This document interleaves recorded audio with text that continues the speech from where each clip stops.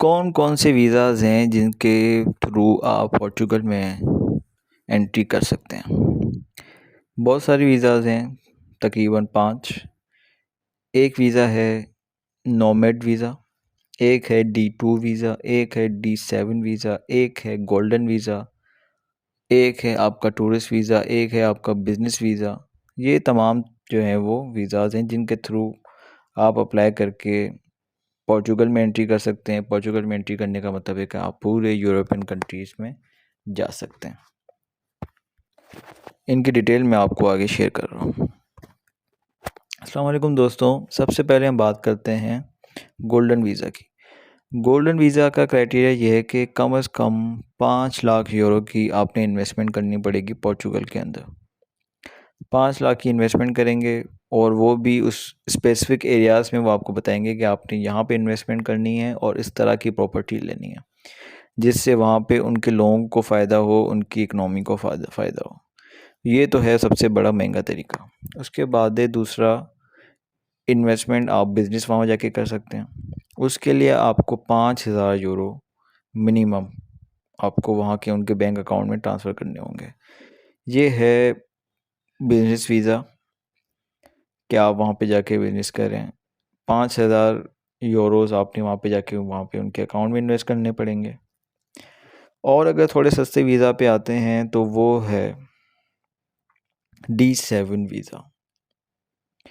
D7 visa क्या है कि अगर आप फ्रीलांसिंग काम करते हैं या आपकी पैसिव इनकम है, पैसिव इनकम मतलब कि जिसमें आपको मेहनत नहीं करनी पड़ी, आपका पैसा आपके लिए पैसा बना रहा है, तो वो जितनी भी इनकम होंगी वो आपकी पैसिव इनकम होंगी, जिसमें फ्रीलांसिंग है, आपका बैंक अकाउंट डिपॉजिट है, फिक्स अकाउंट जिसे कहते हैं, आपकी स्टॉक्स मार्केट में स्टॉक्स शेयर्स लिए हुए हैं, आपने प्रॉपर्टी रेंट पे दी हुई है, आपकी कोई इस तरह की एग्रीकल्चर इनकम आ रही है जिसमें आपको मेहनत नहीं करनी पड़ रही। तो ये है तकरीबन क्राइटेरिया पैसिव इनकम के, जिसके बाद आपको D7 वीज़ा। इसके लिए अमाउंट क्या रिक्वायर्ड है? 820 यूरो, सिर्फ 820 यूरो, जो कोई पाकिस्तानी 2.25 लाख रुपए के करीब अमाउंट बनती है। सिर्फ 2.25 लाख रुपए अगर आप कमा रहे हैं इस पैसिव इनकम से, तो आपको D7 वीज़ा 2 से 3 माह के अंदर मिल जाएगा और आप पोर्चुगल की रेजिडेंसी हासिल करेंगे। पोर्चुगल की रेजिडेंसी हासिल करने के बाद आप पूरे यूरोपियन यूनियन के 28 से मुल्क जो है वो घूम सकते हैं। और एक दफ़ा जब TRC ये PR में तब्दील हो जाएगी तो फिर आप 193 मुल्क पूरी दुनिया के बग़ैर वीज़ा के घूम सकते हैं। तो ये है बहुत ही एक अट्रैक्टिव वीज़ा जो कि लोग आज इसके लिए अप्लाई कर रहे हैं। D2 visa, D7 visa, golden visa. इसके बाद आपको एक और बताता हूँ, नोमैड वीज़ा।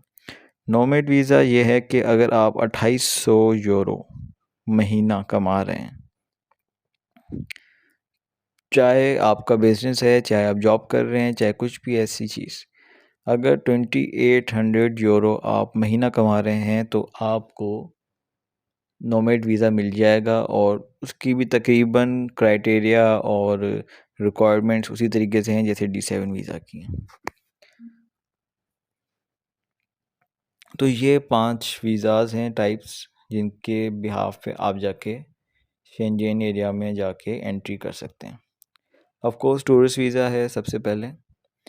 टूरिस्ट वीज़ा अगर आप चाहते हैं कि नहीं, मैं सिर्फ 15-20 दिन, 1 महीना नहीं यूरोप में रहना चाहता, मैं कम से कम 4-5 साल पूरी ज़िंदगी अगर वहाँ पे निकालना चाहता हूँ और बाकी ममालिक भी घूमना चाहता हूँ, तो फिर आपको D2, D7, गोल्डन वीज़ा और नोमैड वीज़ा में से कोई एक वीज़ा लेना पड़ेगा।